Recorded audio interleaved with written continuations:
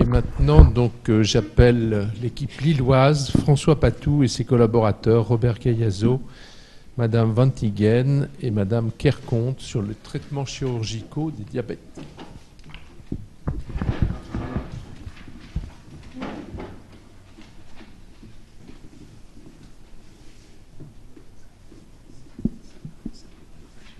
Donc, merci beaucoup. Je vais commencer tout de suite sans attendre qu'elles arrivent.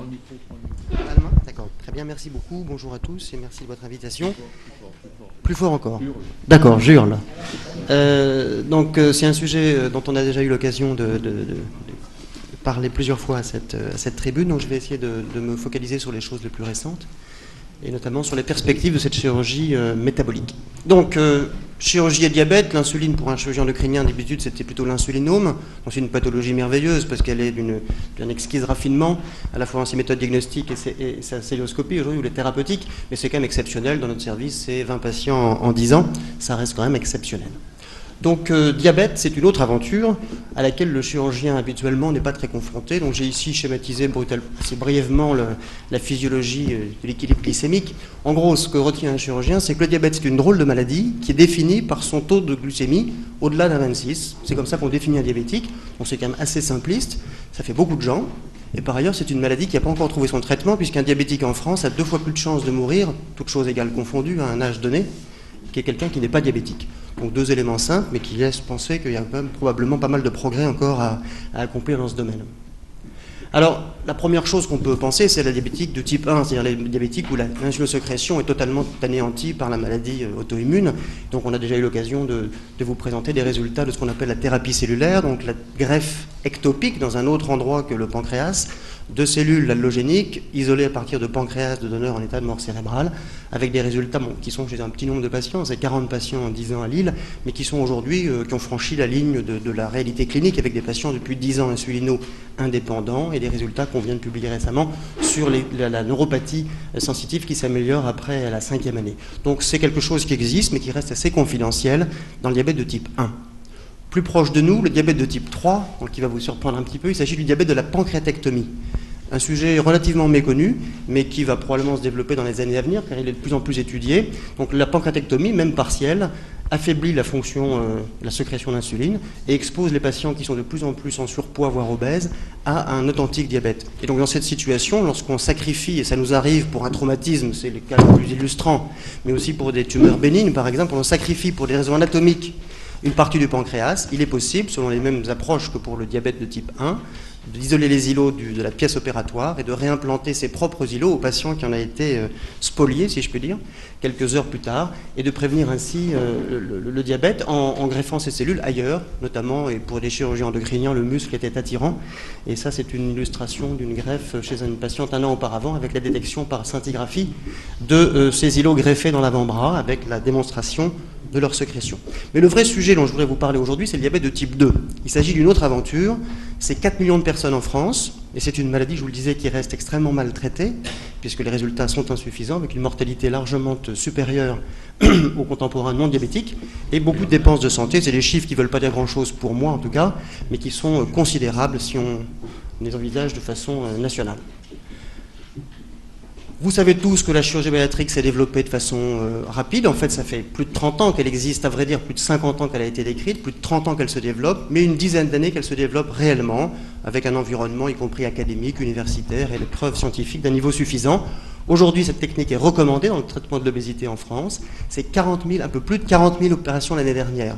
Donc la croissance continue, la croissance n'est pas exponentielle, mais elle continue à un rythme presque préoccupant, en tout cas qui est préoccupant pour l'assurance maladie depuis 2 ans. Donc ça c'est une chirurgie que vous connaissez, les 4 interventions recommandées en France sont schématisées là, vous savez qu'elles reposent sur soit la restriction anatomique, gastrique notamment, soit la malabsorption, soit la conjonction des deux, enfin ces 2 principes conjugués conduisent à diminuer l'apport calorique, ou en tout cas les ingestats, et par d'autres mécanismes plus subtils et moins bien connus, à réduire le poids de façon très significative. Mais la question, c'est donc le diabète. Donc, on sait depuis que Porys l'a décrit, il avait écrit un article assez exceptionnel dans Annals of Surgery à cette époque, qui s'appelait « Qui l'eût pensé ? Le diabète est une maladie chirurgicale ». Et voilà typiquement un schéma dont je me suis inspiré ici. Pour le reprendre, c'était une seule observation clinique dans son article. Ici, c'est 144 patients consécutifs. Dans le service à Lille, les gens sont disciplinés, les infirmières prennent les glycémies toutes les 3 heures. Et vous avez ici la glycémie de ces patients avec les écarts types. après l'intervention, dans les 3 jours qui suivent jusqu'à leur sortie après le gastric bypass. Et vous voyez que de façon assez spectaculaire, le jeûne expliquant certainement la première partie de la courbe, mais y compris lorsque les repas ont repris, c'est-à-dire le premier jour, et puis de façon plus consistante au deuxième et au troisième jour, avec une faible élévation postprandiale des glycémies, on a une spectaculaire diminution de l'équilibre glycémique chez ces patients diabétiques depuis certains cas 10 ans, avec de l'insulinothérapie. Ça reste une relative surprise pour tout le monde, y compris les diabétologues. Alors ça, c'est des faits chirurgicaux, quasiment, des observations. Ici, la science clinique, les recherches expérimentales cliniques bien conduites se sont multipliées. Vous voyez ici, depuis 3 ans, 5 études randomisées dans les journaux, dont vous voyez le titre, qui ne sont pas tout à fait rien, qui exposent, ça vous illustre bien l'intérêt de cette chirurgie aujourd'hui dans le monde académique, bien au-delà des cercles chirurgicaux. Vous voyez, je ne pense pas qu'il y ait une discipline chirurgicale qui publie autant dans New England que la chirurgie pédiatrique depuis 3 ans. Et vous voyez que donc, j'ai pris ici la courbe la plus représentative, mais qui montre la comparaison des résultats en termes d'hémoglobine glyquée, cicatrice biologique des 6 dernières semaines de l'équilibre glycémique. Hémoglobine glyquée vous donne ce que vous avez été en termes de glycémie pendant 6 semaines. Vous voyez que les patients dans ces études sont des patients très diabétiques, avec des chiffres au-delà de 9 en moyenne, la normale étant en dessous de 6,5. Et vous voyez que les médecins, avec le lifestyle, le mode de vie, le régime et les meilleurs médicaments qui sont aujourd'hui combinés, 2-3 médicaments analogues du GLP-1, insuline, donc médicaments injectables, malgré ces traitements intensifs, nos collègues ne parviennent pas à atteindre les cibles fixées par leur société, qui est de moins de 7% d'hémoglobine glyquée dans la majorité des cas. La chirurgie, de façon assez surprenante, parce qu'une fois encore, c'était tout à fait inattendu il y a 10 ans, arrive de façon très reproductible à des résultats bien supérieurs. Et ça a été confirmé à 5 reprises avec différentes techniques. Vous voyez que j'ai mis ici les différentes approches dans chacune de ces études qui étaient comparées au traitement médical. Et donc aujourd'hui, il y a 4 interventions qui ont démontré leur supériorité au traitement médical bien conduit, jusqu'à 3 ans pour la dernière. Mais il s'agit quand même, bien sûr, d'un critères de jugement secondaires. La glycémie, les patients n'en ont pas grand-chose à s'en préoccuper que peu. C'est sûr que ce n'est pas encore des critères de jugement cliniques solides. On les attendra encore longtemps parce que l'étude randomisée avec la mortalité comme critère de jugement principal n'arrivera jamais. Il faudra probablement une vingtaine d'années pour qu'elle puisse se développer. On dispose quand même de l'étude suédoise qui n'est pas randomisée mais qui est prospective, qui a été très bien faite, menée depuis plus de 25 ans. Et cette diapo vous montre, même design, des patients opérés contre des patients non opérés, une diminution de la mortalité par infarctus, donc on commence à être dans des critères de jugement assez solides, de 50%, c'est-à-dire que la moitié moins de patients décèdent d'infarctus 18 ans plus tard, après leur inclusion, que dans le groupe traité médicalement. Et ce qui est intéressant, c'est le graphique de droite qui sépare ces grandes cohortes de plus de 2000 patients à chaque fois, qui les sépare non pas en termes de BMI, mais en termes d'insulinorésistance. Le message est que ceux qui profitent de la chirurgie ne sont pas les plus obèses, mais ceux qui sont les plus insulinorésistants, fortiori diabétiques, au départ. Et donc le BMI, qui reste l'alpha et l'oméga de l'indication et du cadre des recommandations, est probablement une façon un peu tronquée de voir la réalité. Et si on pouvait mesurer et quantifier l'insulinorésistance plus facilement, on proposerait cette chirurgie aux patients qui en ont le plus besoin. Plus surprenant encore pour les chirurgiens hépatiques qui sont nombreux dans la salle, la NASH. La NASH, c'est cette maladie hépatique non alcoolique qui est liée à la surcharge pondérale et à l'obésité, qui se développe beaucoup. C'est probablement une des plus fréquentes des maladies chroniques hépatiques aux États-Unis. C'est en train de devenir en France. Ça fait le lit de la NASH, de la cirrhose et aussi de l'hépatocarcinome. C'est une maladie qui n'a pas de traitement. Il n'y a pas de traitement médicamenteux recommandé et qui est considérée comme irréversible. Voilà une série que nous avons depuis longtemps menée à Lille. J'ai une cohorte de patients. Donc là, vous avez 315 patients qui ont subi, si je puis dire, une biopsie hépatique répétitive à 0, donc le jour de l'opération, à 1 an et à 5 ans. Donc 315 patients ont eu des biopsies à 0 et à 5 ans. Et parmi ces patients, bien sûr, tout le monde n'est pas sévèrement atteint, heureusement. Et vous voyez qu'il y avait 12 patients qui avaient une NASH sévère avec un NAS score à 5, et 13 patients qui avaient une fibrose au moins bridging, au moins en pompe, c'est-à-dire avec le F3 ou F4 en termes de fibrose, donc ceux qui font le lit de la cirrhose. Et vous voyez que parmi ces patients, 66% des NASH sévères ont disparu 5 ans après, et 15% des fibroses, quelque chose qui paraissait invraisemblable, qui n'existait pas jusqu'à présent, des fibroses, y compris F3 et F4, ont disparu 5 ans plus tard. Vous avez ici une illustration avec, on a simplement redemandé à nos anapathes les lames d'une des patientes, de ces 12 patientes avec ce beau résultat. Et vous voyez les patients, donc c'est des biopsies random, des biopsies au hasard, qui sont faites le jour de l'opération, 1 an après, à 5 ans après. Vous voyez la fibrose en haut, l'inflammation en bas, qui a disparu totalement. Donc une fois encore, des data objectifs, des résultats qui sont impressionnants et qui, c'est sûr, pose aujourd'hui la question de l'extension des indications de cette chirurgie. Et c'est sans doute un des éléments qui est le plus en vogue aujourd'hui, c'est est-ce qu'il faut changer les recommandations, est-ce qu'il faut proposer cette chirurgie à davantage de personnes. Alors là, on a un paradoxe qui est qu'aujourd'hui, les recommandations sont claires. On peut opérer un patient qui a un BMI au-dessus de 40 ou un BMI au-dessus de 35 et une comorbidité, dont le diabète notamment. Comorbidité qui peut régresser avec l'obésité. C'est le principe des recommandations. Donc sur ce schéma figure, c'est un peu rapide, mais j'essaie de vous l'expliquer rapidement. J'ai fait figurer ici les chiffres estimés à partir de la littérature et de l'épidémiologie française. Le nombre d'obèses, entre guillemets, sévères en France est de 1 200 000. Donc ça fait beaucoup de gens. Parmi ces patients, 200 000 sont diabétiques. Aujourd'hui, nous opérons 40 000 personnes ou un petit peu plus chaque année. Donc vous voyez qu'il y a encore un énorme delta entre le nombre de patients qui sont susceptibles de bénéficier de la chirurgie et ceux qui le sont effectivement, pour des tas de raisons qu'on pourrait discuter, y compris l'invasivité et la faible acceptance par la plupart des patients de cette technique invasive. La question est donc celle de la flèche et du point d'interrogation, c'est est-ce qu'on doit se diriger vers des malades qui ne seraient plus obèses sévères, mais d'abord diabétiques, donc des patients qui sont entre un BMI de 30 et de 35 kg par mètre carré, et qui constituent le gros des troupes du diabète de type 2, la plupart d'entre eux n'étant pas obèses sévères. Et là, on a affaire à 600 000 personnes. Si je rajoute le petit carré de la nage qui est moins connu et donc moins quantifiable, on a encore une peut-être plus grande population.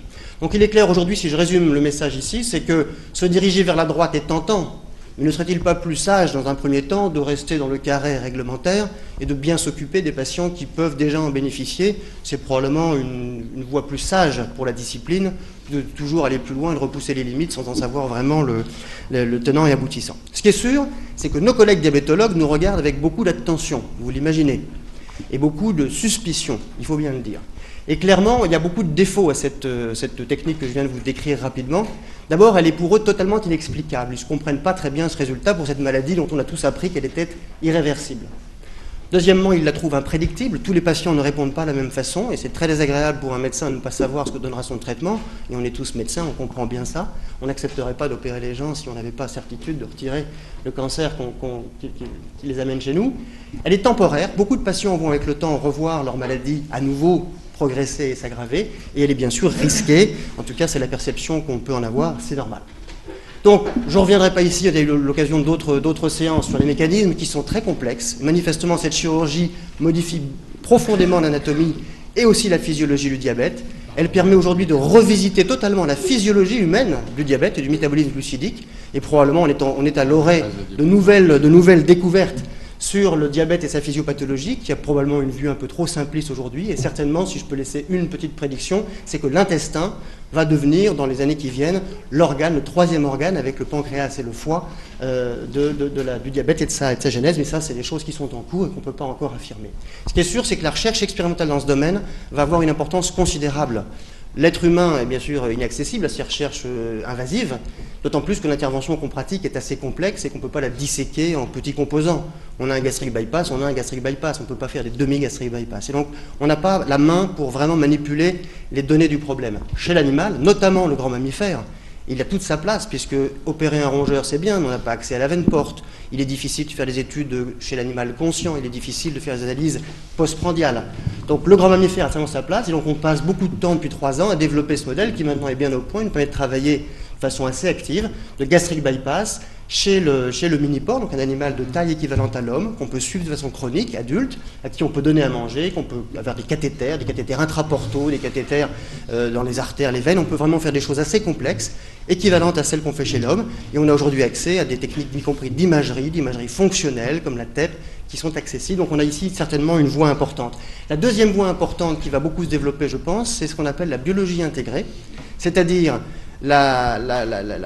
l'orchestre symphonique qui nous entoure dans la physiologie et qui fait que le diabète est le reflet d'une multitude de mécanismes en jeu qui intéressent tous les organes et toutes les fonctions. Et donc ces études faites chez l'homme permettent, grâce à la biologie moderne, d'associer, et les statistiques, et ce qu'on appelle les big data, donc ces spécialistes des bioinformatiques, d'associer d'innombrables, et quand je parle d'innombrables, c'est de centaines de milliers de données chez chacun de ces patients, d'étudier ensuite leur devenir pour permettre de disséquer ceux qui ne vont pas être en rémission du diabète, et essayer d'en déterminer et de préciser un peu les indications. Un exemple juste pour vous montrer que ce n'est pas totalement absurde, en tout cas c'est pas irréaliste, c'est ici, je pense que ça arrive si on fait ça, nous avons génotypé, pour le gène c'est pas très intelligent, hein, c'est le gène le plus fréquemment associé avec les diabète type 2, qui s'appelle TCF7L2, peu importe sa fonction, qu'on ne connaît pas d'ailleurs, et il y a les allèles à risque, les allèles non à risque. On a génotypé chez 100 patients consécutifs ce gène, 50, c'est à peu près, étaient à risque, 50 non à risque, et vous voyez que le BMI de ces deux groupes était exactement équivalent, ils ont perdu le même poids. En revanche, en termes de glycémie, les courbes sont franchement différentes, et un des deux groupes a mieux répondu sur le plan métabolique, glucidique, à la chirurgie que l'autre. Donc vous voyez qu'on pourra probablement dans l'avenir, ici c'est un centième de ce qui sera fait dans 5 ans, quand on pourra analyser ensemble toutes ces données en préopératoire. Donc probablement, personnalisation de la chirurgie, j'ai mis ici en illustrant la médecine personnalisée, donc la chirurgie personnalisée certainement se développera. Et puis ensuite, donc, pour revenir un peu sur Terre, je vous ai un peu emmené dans le futur, mais il faut quand même rester réaliste. Donc d'abord, je crois que la conclusion qui convient aujourd'hui, il est important que les chirurgiens en prennent conscience, c'est d'arrêter réellement, et c'est de façon stratégique extrêmement important, d'arrêter de parler de guérison. Il ne faut pas penser que la chirurgie est une guérison du diabète, c'est une maladie complexe, chronique, qu'on explique mal. La chirurgie est un excellent traitement, probablement le meilleur traitement avec ses travers et les risques qu'elle encourt, mais un excellent traitement, mais pas une guérison. Et je pense que si on veut avoir un peu d'écoute de la collègue diabétologue, il faut vraiment faire attention à ce message, il faut tuer ce message de guérison et parler d'un traitement. Ici, j'ai typiquement mis, puisque seul le recul et l'expérience permet d'avoir la conviction de cette phrase. C'est une malade opérée par M. Proy il y a plus de 30 ans, donc c'était le sommet, c'est-à-dire en gros une malade obèse, 25 ans, qui vient se faire opérer, qui 2 ans après revient avec son petit bébé, fertilité retrouvée, c'est le sommet du succès de la chirurgie bariatrique. Minceur, maternité, tout est là. Et moi, je l'ai revu 20 ans plus tard, ou quasiment, en consultation avec le bébé, la maman, et vous voyez ici que voilà, la chirurgie, ça n'est pas magique. L'histoire naturelle se poursuit, l'âge ne s'arrête pas, la reprise de poids est quasi inévitable, quelle que soit l'intervention, et on peut toujours inventer une 41e intervention, ce principe ne s'en ira jamais. Avec la reprise de poids partielle, heureusement, le résultat est bien meilleur que l'histoire naturelle de l'obésité, mais il y a une reprise de poids, la récidive du diabète arrive, environ 10% des patients vont revoir leur diabète apparaître chaque année, avec le temps, mais sous une forme moins grave, et puis bien sûr aussi les effets secondaires à très long terme. On parle souvent de suivi à court terme, long terme, 1 an, 5 ans. Mais c'est des patients qui ont 25 ans. Le long terme, c'est 30 ans, c'est 50 ans. Et donc, ostéoporose, on aura des surprises. On en a déjà avec les patients opérés il y a 30 ans. Et il faudra continuer de les suivre attentivement. Donc, juste pour le futur vraiment, je pense que, juste un mot pour le risque. Ces techniques, bien sûr, sont risquées. Un bel article du New England de l'année dernière qui démontre, pour la première fois en chirurgie, l'importance, l'expérience, c'est souvent dit, le volume opératoire d'un centre, c'est souvent connu. Mais cet article est formidable, il a regardé les skills, l'habileté du chirurgien. C'est quelque chose auquel on est sensible, avec des gens qui ont de façon indépendante examiné les cassettes de chaque opérateur, une étude dans New England, assez bien faite, centralisée à Boston, et on montrait qu'en regardant les cassettes et l'habileté chirurgicale du chirurgien, on était en mesure de corréler ça avec les résultats en termes de complications. Donc ça remet un petit peu notre art chirurgical, auquel en France on est peut-être plus sensible qu'aux États-Unis, sur le devant de la scène, c'est-à-dire la qualité de l'intervention et sa reproductibilité, et donc le skill chirurgical. Donc en obésité comme ailleurs, c'est important, et ça veut dire que 3 fois moins de complications dans les équipes entraînées, ça veut dire quelque chose en termes de mortalité, en termes de réintervention. Alors ensuite, bien sûr, des risques, on va arriver à des opérations moins invasives. Et le futur, ce sont les opérations moins invasives, notamment interventionnelles, par voie endoscopique. Et je pense qu'à l'image de nos collègues chirurgiens vasculaires, j'ai toujours la surprise, j'ai un voisin qui est chirurgien vasculaire, en 10 ans, d'avoir vu disparaître le bistouri dans son bloc opératoire, puisqu'en 10 ans, aujourd'hui, 80% des gestes sont endoluminaux, sont endo-artériels. Et donc clairement, je pense qu'il est urgent que les chirurgiens, collectivement, se lancent dans l'endoscopie d'une façon très proactive. À Lille, nous avons commencé. Ça n'est pas très facile. On ne peut pas dire que nos collègues gastro-entérologues sont très prêts à nous aider à la formation. Mais dans notre service, nous avons acheté une colonne. Et par exemple, s'il y a un petit truc, nous avons systématiquement l'intention de regarder les anastomoses par voie endoscopique pour vérifier l'absence d'anastomose, l'absence de fistule, pardon. Ça vaut ce que ça vaut. Ça permet de le faire de façon réglementairement correcte, mais ça nous permettra à tous nos internes et nos chefs de clinique de se former progressivement à ces techniques. Il est clair que vous avez ici cette manchon endogéjunale, c'est la première fois qu'une technique est cliniquement exploitable. Donc on a la chance de coordonner un STIC, là, ces espèces de trucs qui permettent d'évaluer des grands essais multicentriques nationaux fondés par le gouvernement, qui permet d'évaluer cette technique en France. Donc on va être sous les feux de la rampe là, pour cette société américaine. On va étudier chez 168 patients, ça a commencé le mois dernier avec 7 centres en France. Cette technique, on a essayé randomisée, qui, vous voyez bien, un manchon qui chemise le duodénum et le jejunum proximal, reproduisant une partie de l'intervention, mais c'est vrai par voie endoluminale, non invasive, sans aucune intervention. Même si elle est moins efficace, elle est assurément moins invasive. Et puis pour finir, juste un point sur les traitements combinés. L'avenir, ici c'est une étude chez le rongeur, mais qui montre qu'en associant de la main droite une restriction anatomique chirurgicale et de la main gauche un traitement comme les analogues du GLP-1, qui sont une des hormones que le gastric bypass augmente, en combinant une technique peu invasive et un médicament, on peut avoir des résultats qui sont tout à fait supérieurs en termes de perte de poids. Et donc ça m'amène à la dernière diapositive pour le vrai cette fois-ci, sur le parcours de soins. Et j'aimerais juste passer 1 minute pour vous exposer ce qui est, je crois, dans cette discipline essentielle, c'est-à-dire qu'un patient n'est pas un patient opéré, c'est un patient qui est sélectionné, préparé, opéré bien sûr, mais ensuite suivi. Et je parlais du suivi pendant 5 ans, 10 ans, 20 ans, 30 ans.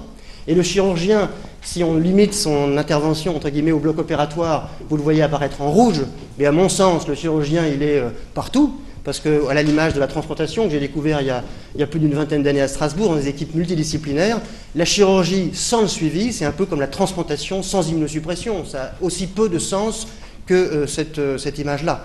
Et donc, clairement, il faut qu'aujourd'hui les gens s'organisent, et c'est le challenge de cette chirurgie, c'est de réussir à s'organiser, les disciplines qui sont aujourd'hui souvent concurrentes, et qui doivent travailler ensemble, avec la bénédiction des pouvoirs publics, parce qu'aujourd'hui, le remboursement de cette chirurgie, il est à l'acte.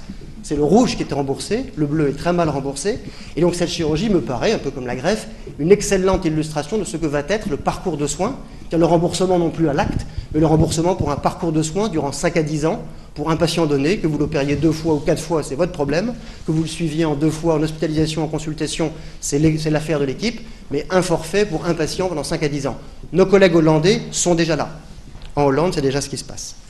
Et j'ai terminé pour essayer, j'espère vous avoir convaincu que le futur, c'est pas demain, le futur, on y est en plein dedans, c'est-à-dire que la chaîne métabolique se développe à une vitesse exponentielle et qu'il est urgent de la maîtriser, mais aussi d'en profiter, parce que c'est un formidable modèle pour développer l'activité, pour former les jeunes, et aussi pour faire de la recherche physiologique. Je vous remercie de votre attention.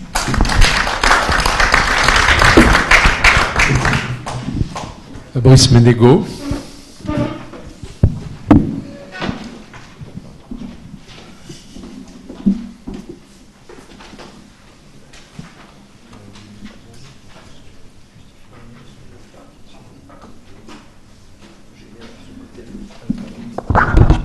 Merci beaucoup à François Patou et à son équipe là, de cet excellent résumé d'une pathologie complexe qui est un vrai sujet de santé publique, qui allie finalement 2 problèmes épidémiques, l'obésité, le diabète. Alors, juste d'un point de vue historique, si finalement cette chirurgie s'est développée, c'est parce que ça s'appelait au départ chirurgie de l'obésité. Donc on a vu que ça a changé de nom, maintenant c'est devenu chirurgie métabolique. Chirurgie de l'obésité parce que finalement les patients, souvent des patientes, venaient parce que le diabète était peut-être secondaire, mais en tout cas elles avaient trop de poids et elles voulaient en perdre. Donc je pense que les techniques et les technologies sont développées grâce à finalement ce souhait de perte de poids, puis finalement les médecins, et en particulier les endocrinologues, les diabétologues, se sont rendus compte qu'il y avait un effet bénéfique sur le diabète, et moi je me souviens très bien, en particulier à la Pitié, des réticences qu'il y avait de la part des médecins pour cette chirurgie au départ, y compris pour le diabète. Donc c'est finalement assez récent, hein, ça fait une dizaine d'années, comme tu nous l'as dit, que on s'est rendu compte des effets bénéfiques de la chirurgie sur le diabète chez ces patients. Alors ce n'est pas mon quotidien, donc j'aurais des questions peut-être un peu naïves à te poser, mais tu as déjà répondu en partie à certaines d'entre elles. La première, c'est que finalement, tu ne nous as pas vraiment décrit les techniques chirurgicales qui sont en train de se résumer finalement. Donc, donc ma question, elle est simple. Est-ce que finalement il y a une chirurgie qui est plus adaptée à la prise en charge des patients qui sont obèses et diabétiques, ou est-ce que finalement tout type de chirurgie peut être proposé à ces patients.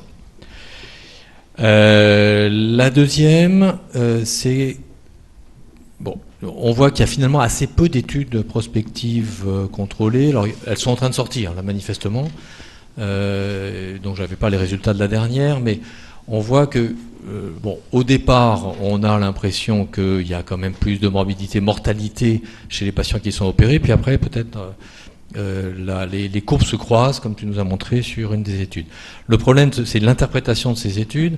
C'est-à-dire, finalement, les séries qui ont beaucoup de malades ont peu de recul pour comparer traitement médical, traitement chirurgical, et les séries qui ont beaucoup de recul ont peu de malades. Donc est-ce qu'on peut combiner les deux pour savoir finalement si dans 10 ans, dans 20 ans, il y aura encore un avenir pour cette chirurgie, et en particulier, est-ce qu'on peut pousser des jeunes à l'heure actuelle, c'est-à-dire qui ont 30 ans de vie professionnelle devant eux, à se lancer dans cette chirurgie, puisque tu nous l'as décrit, les gastro-entérologues sont en train d'essayer de prendre la main.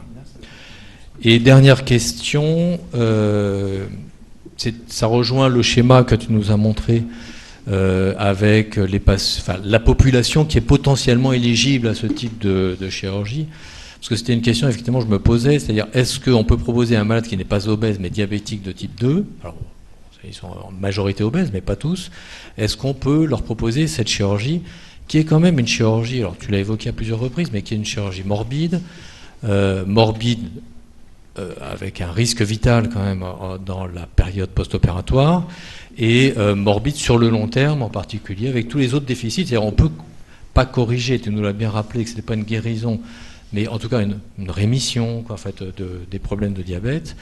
Mais il y a d'autres pathologies qu'on crée avec la chirurgie bariatrique, donc la chirurgie métabolique. Donc voilà, c'était mes 3 questions pour ouvrir la discussion. Merci beaucoup Fabrice. Donc première question, je vais répondre tout de suite, il y en a 4 en fait. Donc première question, c'est le choix de l'intervention. Alors, il y a 2 façons de répondre. La première, c'est factuel. L'intervention qui aujourd'hui est la plus efficace pour le diabète, c'est cette énorme dérivation bilio-pancréatique faite en Italie, un peu au Canada, mais dont la morbidité est telle qu'elle est quasiment, à mon avis, peu sujette au développement. L'intervention reine, je pense, c'est le gastric bypass, pour des raisons physiologiques que je ne peux pas détailler ici, mais à long terme prouvera son efficacité supérieure, ce qui est déjà le cas dans la dernière étude randomisée. Ceci dit, je suis intimement convaincu que la perte de poids est un des grands drivers du résultat et que l'intervention chirurgicale est finalement, et plus l'expérience d'un service augmente, et je ne parle pas ici de 5 ans ou 10 ans, moi j'ai fait 20 ans déjà que je fais ça, et M. Pro faisait déjà, on suit des patients depuis 30 ans, si les dizaines d'années passent, manifestement on voit que les différences se lissent et que l'importance n'est plus tellement dans la transplantation, et elle est plus dans l'immunosuppression. Je veux dire, ce n'est pas tellement la technique chirurgicale initiale qui sera certainement reprise 15 ans plus tard par une deuxième intervention. Dans la majeure partie des cas, ceux qui ont 20 ans de suivi ont été opérés 2 fois. Mais beaucoup plus dans la qualité du suivi. Et donc je crois qu'avec le temps, si cette chirurgie va s'installer, c'est parce qu'on comprendra et on arrivera à organiser le suivi de façon prolongée. Donc le gastric bypass, mieux pour le diabète, assurément, factuellement, mais la philosophie générale, c'est de dire que la chirurgie, c'est modifier l'anatomie pour empêcher de manger, plus ou moins subtilement. Il y a eu 40 opérations, tous les ans il y en a un nouveau qui arrive avec l'Amérique du Sud qui a inventé un nouveau truc, mais bon, 5 ou 6 ans après, c'est quand même pas la révolution. Donc voilà pour la première question. La seconde concerne la mortalité. Donc la mortalité, clairement, il n'y a pas d'étude randomisée qui nous démontrera la mortalité supérieure de la chirurgie sur l'autre, parce qu'il faut 25 ans pour le faire et 2000 patients. Donc le meilleur qu'on puisse avoir, c'est la SOS Study, qui est quand même d'une qualité extrême. Il n'y a pas beaucoup de chirurgies qui sont développées sur des résultats aussi solides quand elles se sont développées.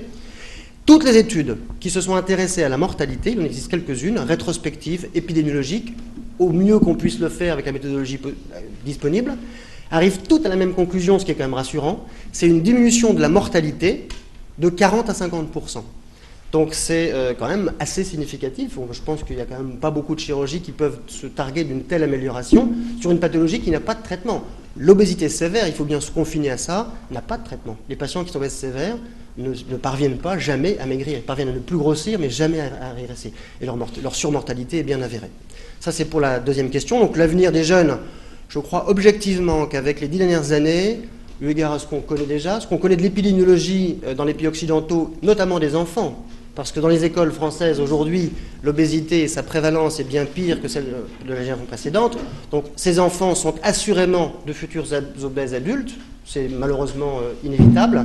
Donc je crois que si on prend 20 ans de prospective, on peut assurément affirmer à nos jeunes collègues que cette chirurgie se développera, à condition qu'elle ne se brûle pas les ailes comme Icare en allant faire n'importe quoi. Et il est vraiment urgent d'organiser les choses et de les maîtriser.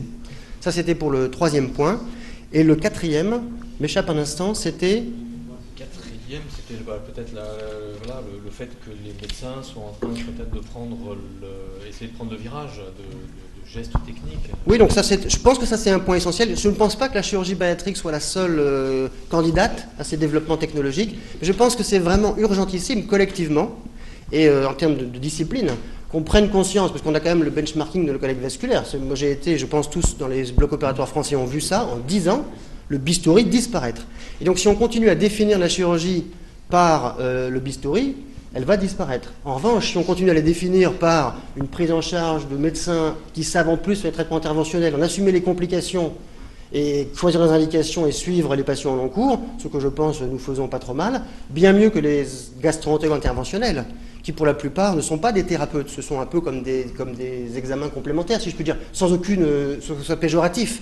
Mais nos collègues gastro-interventionnels n'ont pas envie de prendre en charge les obèses sévères, d'organiser des parcours de soins, de suivre les patients. Ils ont envie qu'on leur adresse un malade pour gérer une fistule, mettre une prothèse, comme on fait éventuellement de la radio interventionnelle. Donc je crois que la place est toute là, il faut la prendre. On a cet outil. Cet outil, c'est l'endoscopie, et il faut le faire. Et il faut le faire, il faut l'apprendre. Et notre expérience, c'est que c'est pas facile pour les chirurgiens. Nous, on est habitués à avoir les pieds sur la terre, c'est-à-dire on est à la gravité, c'est notre alpha et oméga, en robot, en tout ce qu'on veut. Eux, ils n'ont pas de gravité, c'est des cosmonautes. Ils se déplacent sans faire attention au haut et au bas. C'est une autre approche. Et si on ne l'apprend pas aux plus jeunes, ils ne le sauront pas dans 10 ans. Donc ce que je vous ai proposé, c'est de mettre des colonnes, c'est les mêmes, hein, les colonnes de celluloscopie et les colonnes d'endoscopie. Il faut mettre des colonnes dans les blocs opératoires et commencer tout simplement. La formation, c'est difficile. Organiser en France une formation à l'endoscopie pour chirurgien digestif, pas facile. On va le faire à Lille bientôt, mais l'enseignant, il sera brésilien. Il n'y a que Jacques Maresco qui a réussi à faire ça à Strasbourg. Nos collègues ne sont pas très partisans de nous apprendre. Et donc, on va comme ça. Et une de bonne façon, c'est par exemple de prendre l'habitude, beaucoup de collègues le font à l'étranger, de contrôler ces anastomoses en post-opératoire immédiat, patient anesthésié, ou sur le lit, sur la table d'opération. Contrôler l'anastomose à la recherche d'une éventuelle fistule, juste quand on vient d'opérer quelqu'un, que ce soit pour nous par le haut, peut-être d'autres par le bas. Voilà. Donc, je pense que ça, c'est un point stratégique extrêmement important. Merci. Jacques Beaulieu.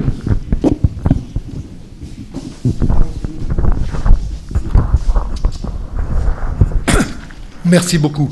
Bien que je n'ai pas beaucoup d'expérience dans ce type de chirurgie, sinon à gérer les complications dramatiques que j'ai pu voir, je suis particulièrement intéressé par tous les aspects médicaux et physiopathologiques et je te félicite de nous les expliquer chaque fois avec beaucoup de talent. Je voudrais te poser une question. On a organisé une séance il y a 2 ans sur la chirurgie métabolique ici même et j'avais été émerveillé par l'exposé de Catherine Ferrer, je crois, d'une Lyonnaise expatriée à New York maintenant, qui nous avait enchanté sur le rôle du microbiote. Cependant, est-ce que tu peux nous rafraîchir la mémoire et nous dire quelles sont les modifications, en quelques mots, apportées par cette chirurgie sur le microbiote intestinal qui est au centre de la pathologie de l'obésité, du diabète, de l'athérosclérose et autres? Donc, le microbiote, je le rappelle, ce sont donc les innombrables bactéries qui nous occupent, qui nous habitent et qui participent à la digestion. Donc il y en a beaucoup plus que d'habitants sur la Terre.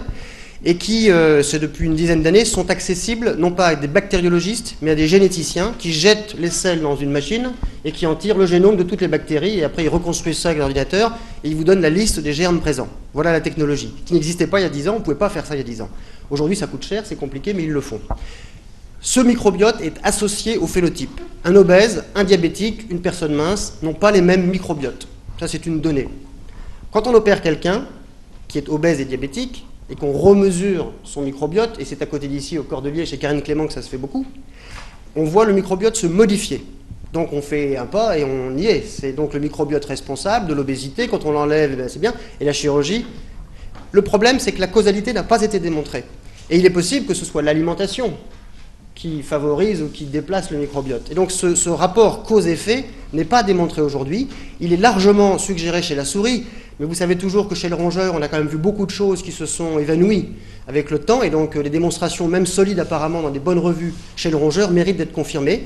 On doit quand même être au courant d'une étude, dans gastroentérologie l'année dernière, de Hollandais, qui ont contaminé des personnes obèses avec de la flore de patients minces. Donc avec, par voie sonde gastrique, contaminé par de la flore bactérienne fécale.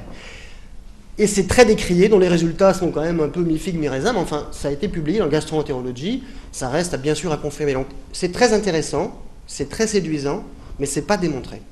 Et c'est peut-être simplement la conséquence de la chirurgie et pas sa cause.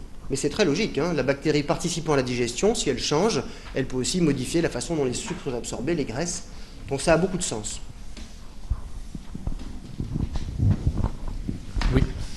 Juste 30 secondes, parce que tout ce que tu as dit sur l'endoscopie, en tant qu'urologue, je ne peux que confirmer.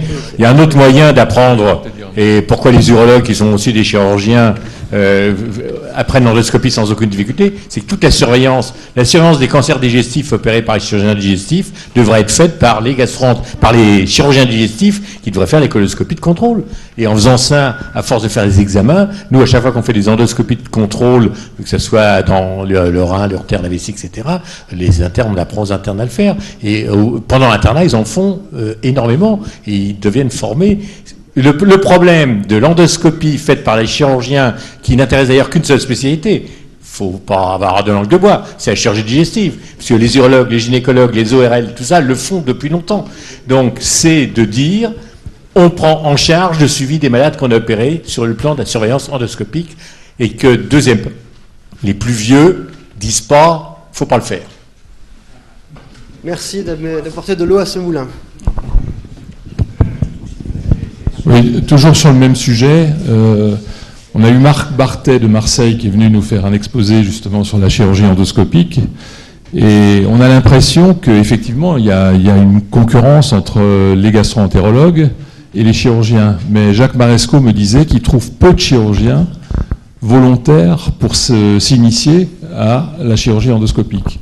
Et actuellement, avec l'Académie de chirurgie, une bourse a été créée avec l'IRCAD pour envoyer pendant 3 mois ou 6 mois un jeune chirurgien français, soit au Japon, soit aux États-Unis, pour se former à cette chirurgie endoscopique qui, elle a peut-être pris en urologie, elle a pris en gynécologie, mais en chirurgie digestive, on a du mal à la voir se développer. Alors la question est, est-ce que tu as beaucoup de tes élèves qui sont d'accord pour devenir des chirurgiens endoscopiques exclusifs, ou alors à côté du reste de la chirurgie ?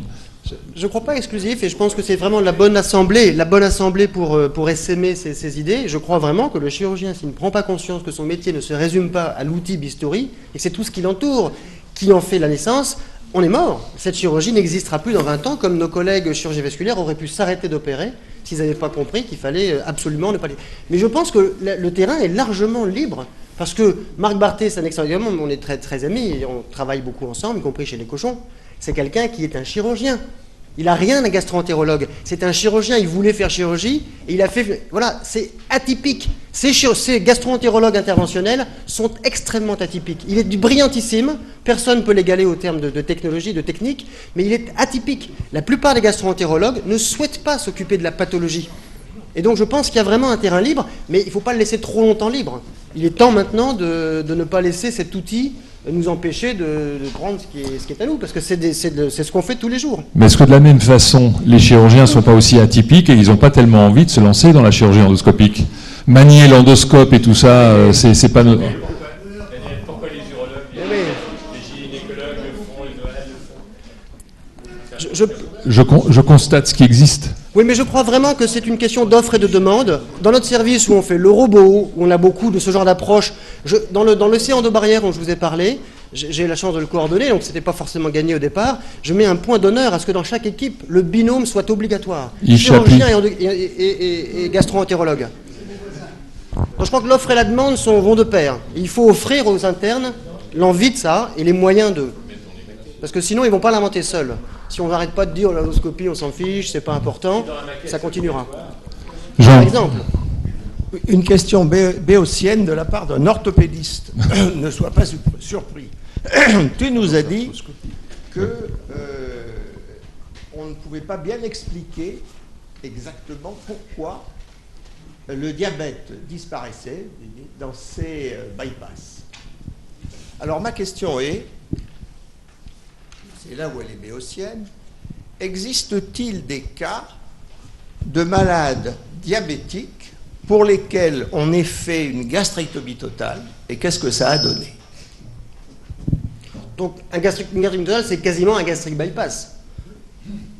Donc, en pratique, ça a les mêmes effets. Dans les années 70, où cette littérature existe... C'est pour ça, oui, non, bien sûr. Donc, un gastric bypass, c'est encore mieux qu'un gastric bypass, si je puis dire, et ça a le même effet. La seule chose, c'est que la littérature qui s'intéressait à ces aspects physiologiques dans les années 70, on scrute avec beaucoup d'attention, et malheureusement, elle n'avait pas les outils hormonaux, elle ne dosait pas les hormones, et elle n'avait quand même pas beaucoup d'outils. Donc, même si les observations cliniques sont manifestement vont dans ce sens, on ne peut pas en tirer beaucoup plus que ça. Oui, mais est-ce qu'elles existent, ces observations? Ah oui, bien sûr, il y a une littérature, pas bien sûr, mais elle existe. À l'époque, dans les 70, j'ai retrouvé beaucoup d'articles de gens qui faisaient de la gastrectomie et qui étudiaient leurs patients, notamment à l'occasion du dumping syndrome. Moi, j'étais pas déjà là, mais il y a beaucoup de littérature sur le dumping syndrome, d'où vient-il, qui est-il, comment faire. Eh bien, le dumping syndrome, c'est quelque chose qu'on connaît très bien en gastric bypass, mais qui est réexploré aujourd'hui avec le GLP-1, les hormones, des tas de choses compliquées. Donc, on a vraiment une similitude importante. Et par exemple, je ne vais pas être trop long, ça peut être sans limite. Si vous m'entraînez sur la physiopathologie, c'est... Il y a quelque chose qui me trotte dans la tête, c'est que le pH de l'estomac, l'acide chlorhydrique, j'ai appris ça en première année de médecine, après il n'y en a plus. Qu'est-ce que ça joue sur... Alors, dans le gastric bypass, on n'enlève pas l'estomac. On le dérive et l'acide continue de couler et de rejoindre l'alimentation. Oui, mais il est court-circuité quand même. Oui, certes, mais toutes ces choses-là sont importantes. Mais il y a quand même pas mal d'éléments de réponse, mais ce serait vraiment trop long et si vous voulez bien, je me permettrai de vous le faire. On t'invitera une nouvelle fois. François, d'abord, un très grand merci pour cette brillante présentation. Et puis, on ne peut pas te laisser partir sans évoquer la mémoire de ton maître Charles Proy, qui, comme tu le sais, était un ami fidèle. Et on avait été très heureux, il y a 20 ans, de t'avoir à Strasbourg pendant 1 an. Bravo.